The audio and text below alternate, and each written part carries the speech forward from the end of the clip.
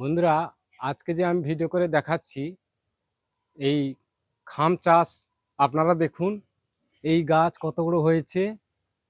এই গাছগুলি দিন সংখ্যা মাত্র 1 মাসে হয়েছে। আপনারা এই গাছ দেখুন কত বড় বিশাল হয়েছে, আপনারা দেখুন।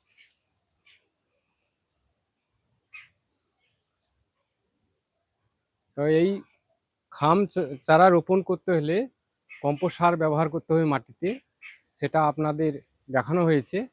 এবং মাদা কীরকম করতে হবে সেটা আমি আপনাদের দেখিয়ে গেছি।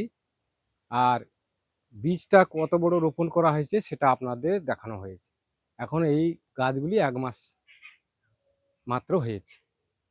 আপনারা দেখুন এই গাছগুলি কীরকম হয়েছে।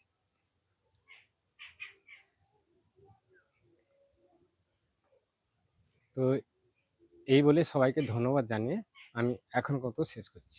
নমস্কার।